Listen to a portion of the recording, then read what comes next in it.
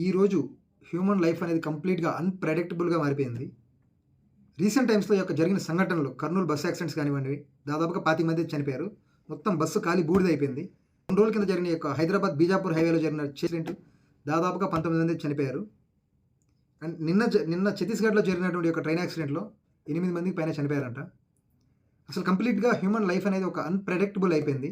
కర్నూలు సంఘటన జరిగిన తర్వాత ప్రభుత్వం ప్రైవేట్ ట్రావెల్స్ దగ్గర అన్ని కోట్లు వసూలు చేశాను, ఇన్ని కోట్లు వసూలు చేశానని చెప్తున్నారే గానీ, దాని మీద చలానాన్ని కట్టించి, అంటే ఈ విధంగా ఏదైనా ఒక బస్సు ఈ ఇన్సిడెంట్ జరిగితేనే పట్టించుకుంటారా? జరగకపోతే అవన్నీ పట్టించుకోకుండా అలానే వదిలేస్తారా?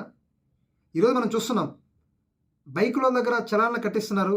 వాళ్ళ పాత పెండింగ్ చలానాలని ట్రాఫిక్ పోలీసులు ఆపి మరీ కట్టిస్తున్నారు. అంటే ఇటువంటి పెద్ద పెద్ద ప్రైవేట్ బస్ ట్రావెల్స్ ఉన్నట్టు పట్టించుకోరా? అలాగే రోడ్ సైడ్ ఫుడ్ షాప్స్ మీద వీళ్ళ ప్రతాపం చూపిస్తున్నారు గానీ, పెద్ద పెద్ద ప్రైవేట్ ట్రావెల్స్‌ని ఎందుకు వదిలేస్తున్నారు వీళ్ళు? ఎవ్వడి లైఫ్‌కి గ్యారంటీ లేదు బ్రో. కాబట్టి మీ ఆప్షన్స్‌లో మీ ఫ్యామిలీ సురక్షితంగా ఉండాలి అంటే ఖచ్చితంగా ఒక టర్మ్ ఇన్సూరెన్స్ అయితే తీసుకోండి. పర్టిక్యులర్ కంపెనీ టర్మ్ ఇన్సూరెన్స్ బాగుంది, పర్టిక్యులర్ కంపెనీ ఇన్సూరెన్స్ బాలేదని చెప్పి నేను చెప్పను గానీ, మీకు నచ్చింది, క్లెయిమ్ రేషియో బాగుండేది చూస్ చేసుకోండి. ఈరోజే తీసుకోండి. ఒకసారి ఆలోచించండి. లైఫ్ అనేది ఎంత అన్‌ప్రెడిక్టబుల్‌గా మారిపోతుందో ఈరోజు. Thank you.